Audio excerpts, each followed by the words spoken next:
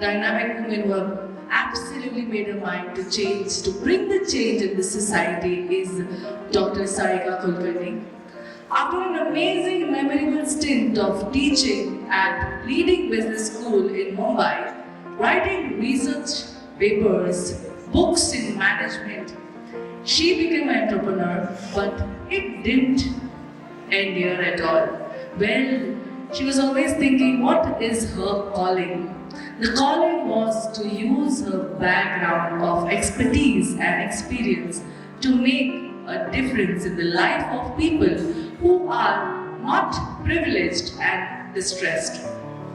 With this, the Raah Foundation came into the limelight and it saw the light of the day.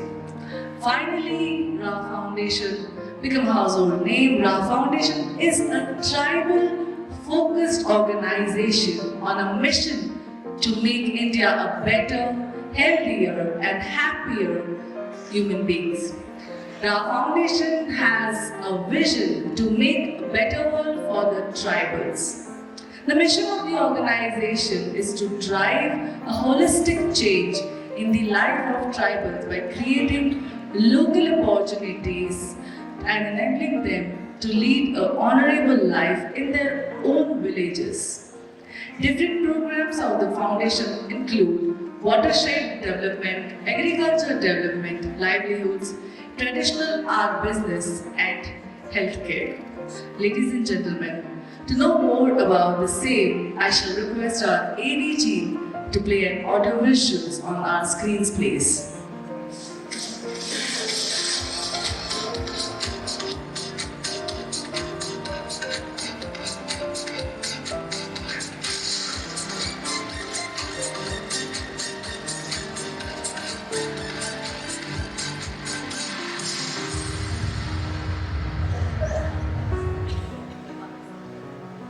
Hurt by what we saw, pained by what we heard, and completely ruffled by what we felt.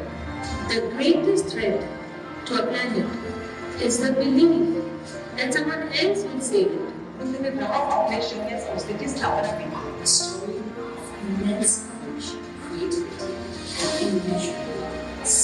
Everybody was talking about donning multiple hats. I too don a couple of hats, which is what kind of makes my journey really interesting. I'm the CEO of IFL Foundation. नमस्कार, माझं नाव Sarika Kulkarni. By evening, I run my not-for-profit organization. Our foundation माझं हे तिसरं career आहे. We all began on a super high note, super liberating. जर तुम्ही long term commitment देऊ शकत असाल तरच या सेक्टरकडे वळणं आवश्यक आहे. Deciding that it's going to happen, there are going to be lots of misses. It's not going to be easy. If we try 10 different things, only 2 are going to work. We grew, we expanded. Our tribal art program was recognized by none other than Harvard Business School, and we were among the top 3 rural social handicraft program in India chosen for a social innovation grant. We have touched the life of over 9,000 tribals in India in 4 years' time. मागे वरून बघायची गरजच नव्हती कारण एका टीमकडे आणि एका आम जमले What satisfaction म्हणजे मला पेक्षा 2000 पट तो एक निराळाच आहे पण मी एक्सप्रेस पण नाही करू शकत और माझे इनोव्हेशन केलेले any struggles, any failures, don't be scared of failures, struggles that are obviously a part of life. Those rarely allow my heart to open my mind and make everything worth it. फक्त एक हात दाखवायची गरज आहे. Today we have here with us creator, founder, and director of So that's what I am. Well, ladies and gentlemen, let's put your hands together for Dr. Sarika Kulkarni.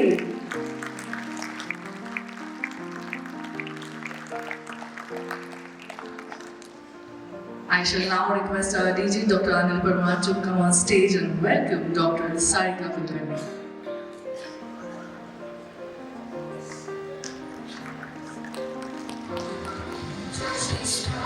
Thank you so much, Dr. Sarika Kulkarni, for your absolute gracious presence out here. Thank you.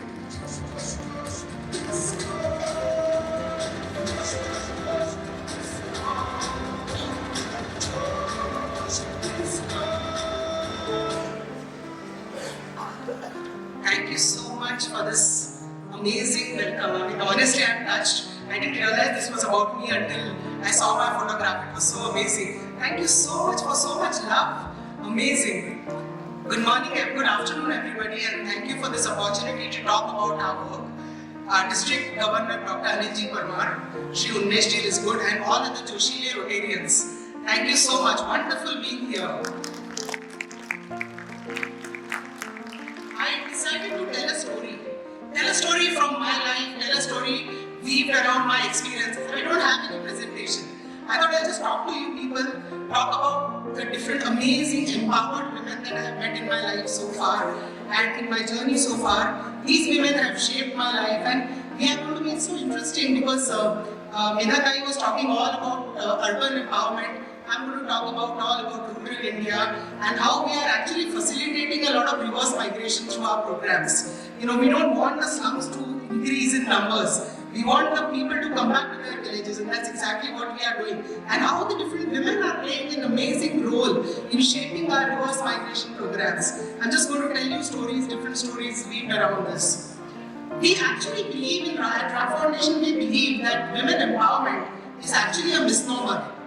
You know, women is extremely empowered and strong, irrespective of where she comes from, fighting all odds since birth, going against the tide through life, yet becoming the backbone of her family and preserving the cultural fabric of the society.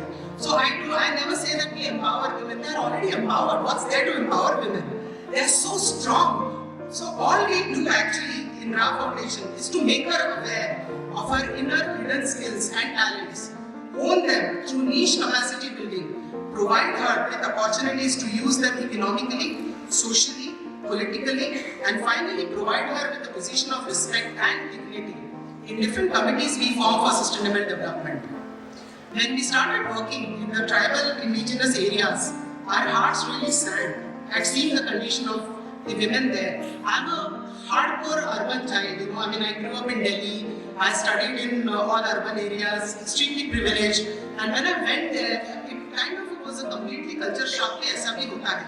You know, that was kind of my first exposure to rural life, and my heart sank. And I realized that, you know, something, you know, these faces of these women brought me back. Again and again, I started going back to these rural areas to meet them, to talk to them, to understand what was happening in their life. Extremely beautiful women, extremely charming, passionate, ever smiling, while going through some very serious hardships in life. Severe water scarcity kept them constantly walking with heavy pots of water on their heads, creating long-term repercussions on their health. The woman was forced to ignore her children because water was the elixir of life, and she had to fetch water. Everything else could wait, but not water. She would spend the entire day just fetching water, ignoring everything else. She would wake up at the early dawn, cook for her family, and go out in search of water. It was so painful that sometimes in the month of April or May, she would be almost 15 hours on the road and yet would not know where the water is coming from. It was so painful. Her husband, although small and marginal farmer, was forced to migrate to work in urban slums or urban labor market. Didn't have any skill, no opportunities locally, and all of this was creating havoc in their life, creating enormous stress in their lives, creating havoc in their life. Water poverty was visible everywhere. Water-induced stress was also visible everywhere. We clearly had to do something about it. We students started working in these areas with a vengeance, with a vision of creating a better, healthier, and happier world for the indigenous communities. The first task we undertook was understanding the root cause by delayering the intertwined layers of social problem. The root cause clearly that emerged was severe water scarcity. Ironically, this is the highest rainfall areas in Maharashtra, 3,000 millimeters average annual rainfall. Yet, the moment rains stop, severe water scarcity looms large. By December, there is water scarcity. By January, everything is serious problem of water. By March, hardly any water is available. In May, the situation is so bad that I can't even explain to you. It is so bad, you have to see it to believe me. Water underpins all social problems, and we were confident that once we make water available, a virtuous cycle of sustainable development growth would begin. Did I have a background in water management? No, I didn't have. I was a trained management graduate, PhD in management, teaching at Bajaj. I had no clue how to create that how to address this water scarcity. I of course reached out to a lot of mentors, traveled across India, met a lot of organizations, understood what was the best practices in India, did a lot of research. Coming from academic background helped me do a lot of research. We did a lot of research that why is there water scarcity? We could see a lot of dams being built by government, but it did not have any water. We could see a lot of other organizations working. Then why was there a problem? So clearly the research, the academician in me helped me, understood the problem, go to the core. And we realized that lots of solutions were kind of parachuted by the government, creating very little impact or very little community involvement was involved.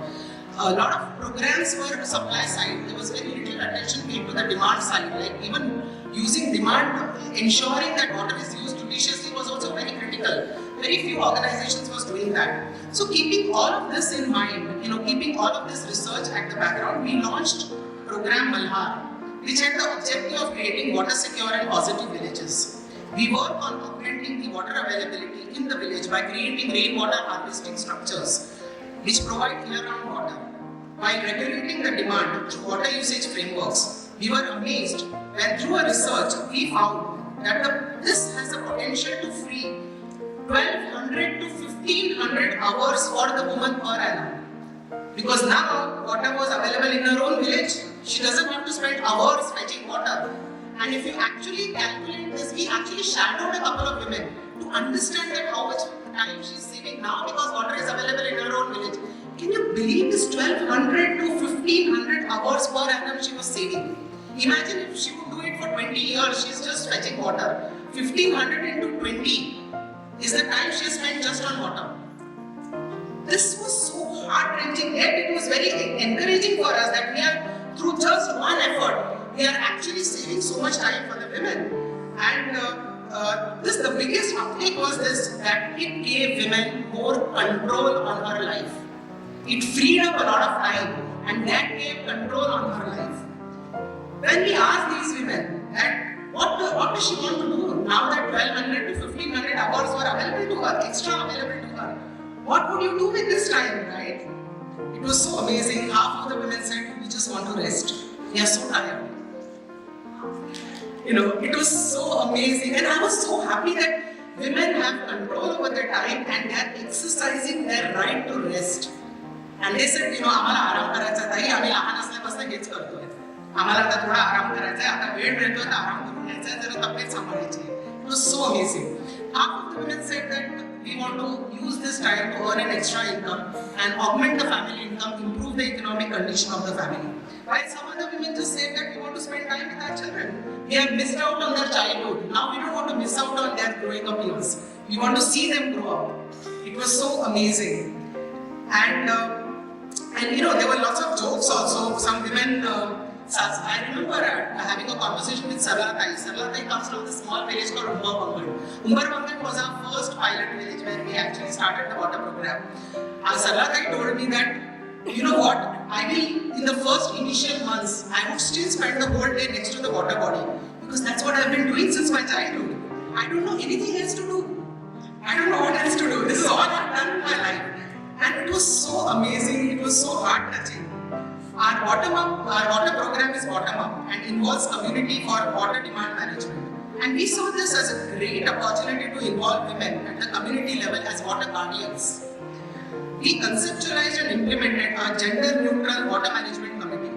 Women initially were very hesitant, but they soon opened up and realized that they need to exercise their power over water, their power on how the village uses water, and importantly, their power on how to create frameworks to ensure water sustainability for their children, so that when their children grow up, they don't have to face the same problem.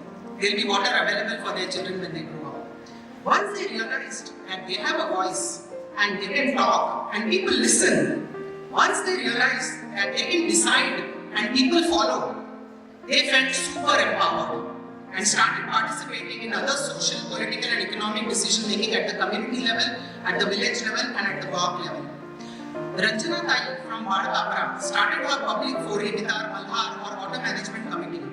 She is now Upa Sarpanch of the village. When I talk to her, I feel so elated that our ecofeminism approach has not only helped bring sustainability, but importantly brought women to the fore, and now they are taking development in their own hands. In my first meeting with Ranjana, I still remember very shy young women with 4 small children hiding behind her back. She was refusing to look into my eyes while talking to me. She was so shy. When I went to her village after a couple of months, I noticed a marked difference. She was still shy, but she was looking straight into my eyes while communicating. And the moment I saw those beautiful black eyes, I felt so humbled. She had found her self-worth and improved self-esteem. Once we solved the water problem, the village had abundant water. Women had time and men who were mostly small and marginal farmers too could look at year-round agriculture opportunities instead of migrating.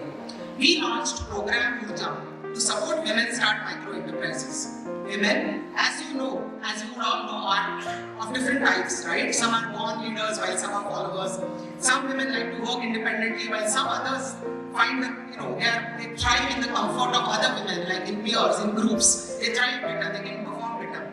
We decided to address all of these categories of women by creating sub-programs for individual women as well as group businesses.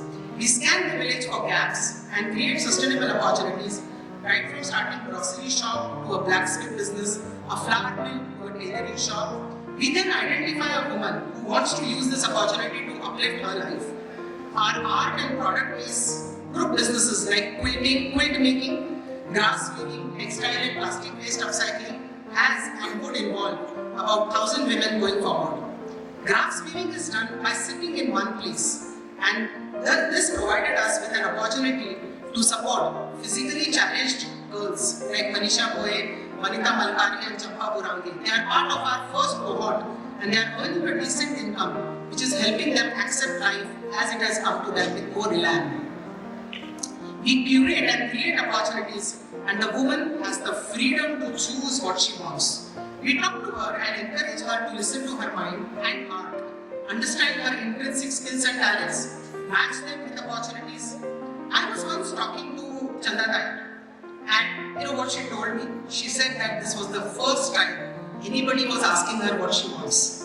And we asked her, these are the opportunities you can take up, you decide what you want. And she was so, she was so amazed that somebody is asking me what I want in life. Oh my God.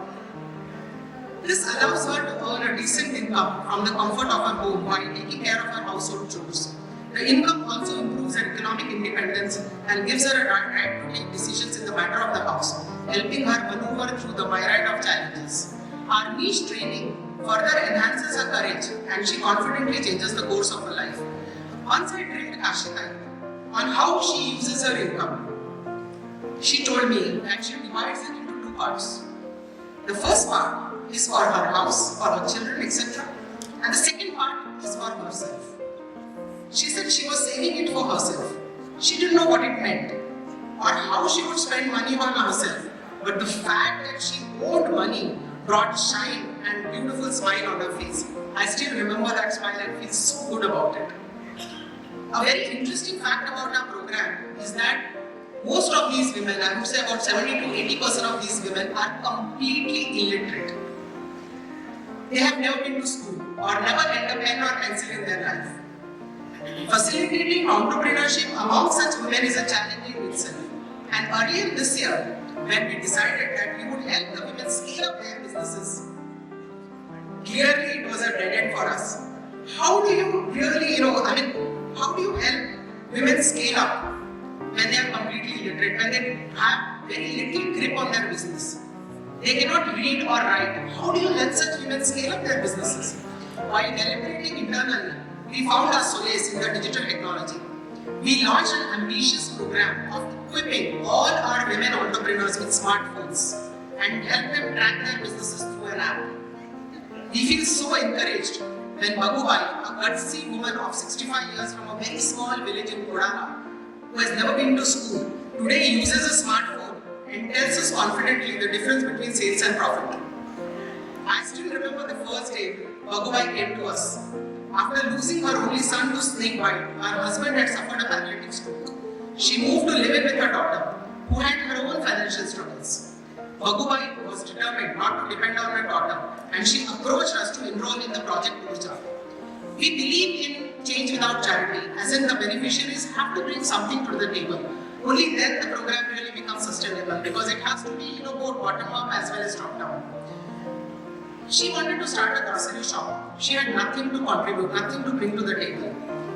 What we usually do is that we provide a 2-month supply of groceries that can be sold in the village. And the woman creates a hole in the wall of her hut and the vending infrastructure. And we of course provide training, entrepreneurship training, business training and hand-holding support. But she had nothing to start, nothing to offer. She said that she will start the business from a charcoal outside her daughter's house. We saw her determination and passion, and we decided to make an exception. She became our Urja. Within 6 months, she came to us with a box, steel box, showed us the money she had earned and requested us to help her with the shade to start her business and more SKUs. We by that time had become her fan and complied. Within 6 months, she came back to us with another request, but not with a box full of cash this time, with a passbook of a path wedding of a credit cooperative society. And she had herself found out about this path wedding and started saving there. And honestly, I take no credit in enrolling her with the path wedding. It was all her initiative. And she now wanted a refrigerator because she wanted to stock milk and other soft drinks, because she thought that will increase her margin and give her more profits. We of course had to comply and help her. She started stocking milk, soft drinks, which further added to her income. Her husband recently passed away, and she very proudly told me when I met her last time that she had no regrets. She would give him a very good treatment. She's my role model and a go-to person when I'm depressed and when I need to be inspired. She's the most self-motivated person I have met in my life. For the world, she's an illiterate rural woman, a non-entity. Bagubai is today contributing to a rural economy as an entrepreneur, has become a job creator, and has become an important member of the community.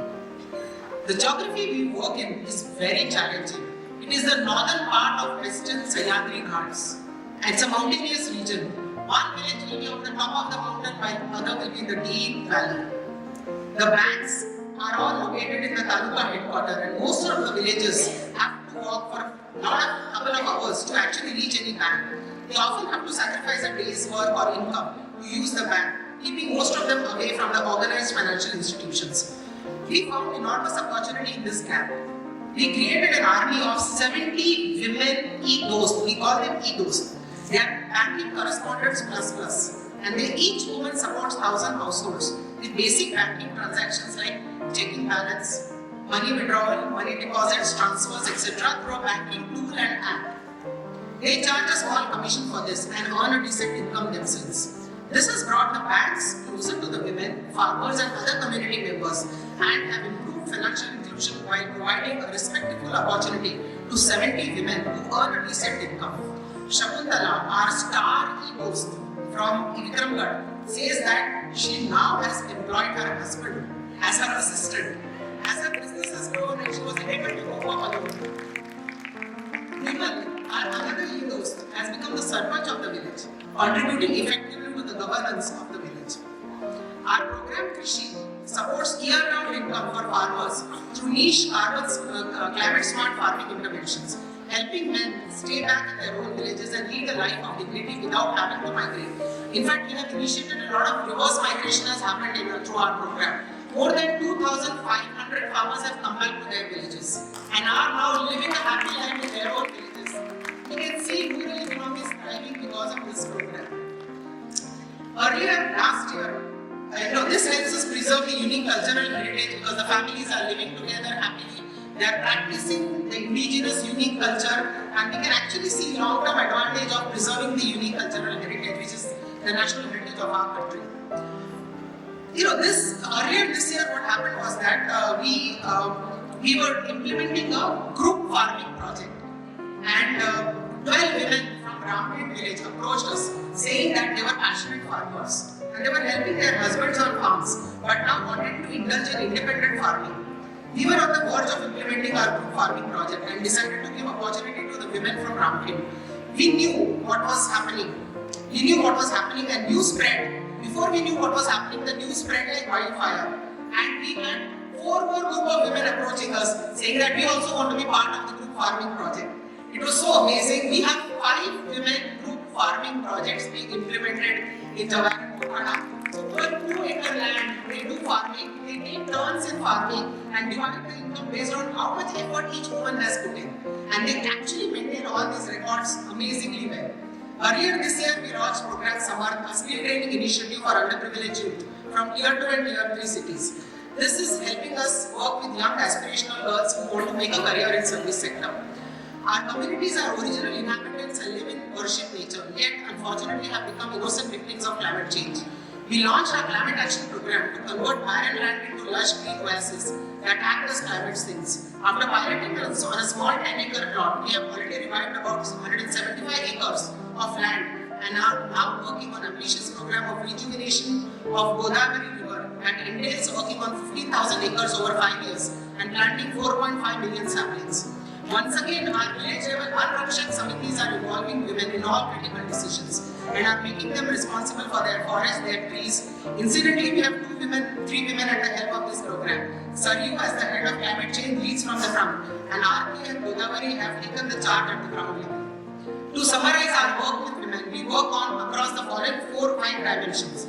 Supporting the women to give power to control her own life, giving her multiple options and right of choice, providing access to opportunities and resources and building her ability to use them, involving her in social and critical community level decisions, reminding her and thus improving her sense of self-worth and self-esteem.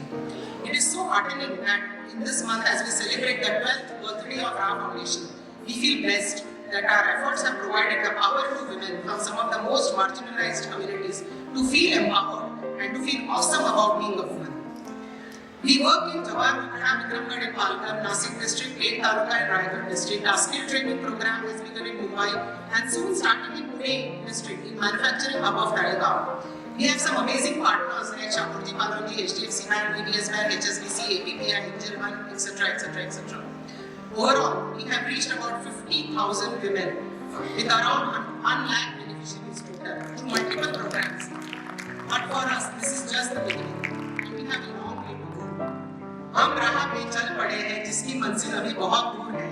चले थे अकेले ही मगर लोग जुड़ते गए और कारवां बढ़ता गया. Thank you so much for the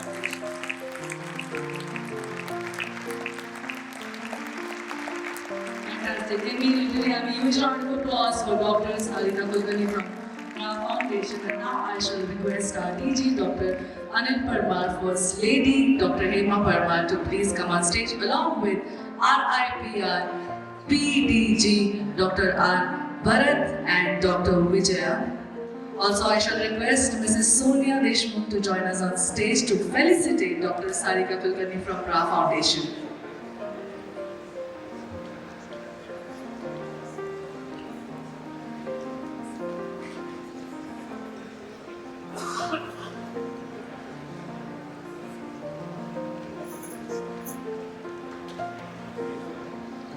I request Mrs. Sonia Deshmukh to kindly join us on stage, please.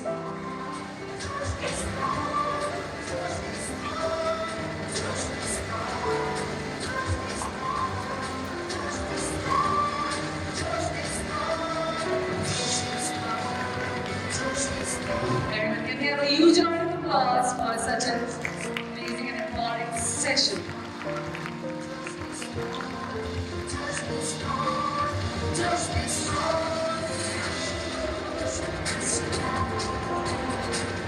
I'm extremely happy to introduce Sonia here. Sonia is member of your Rotary family. She is wife of Unmesh Visgood. She is the backbone of Raah Foundation. A round of applause for Sonia is definitely required here. She sits on treasury. She is the head of finance and administration and chips in everywhere. Thank you so much.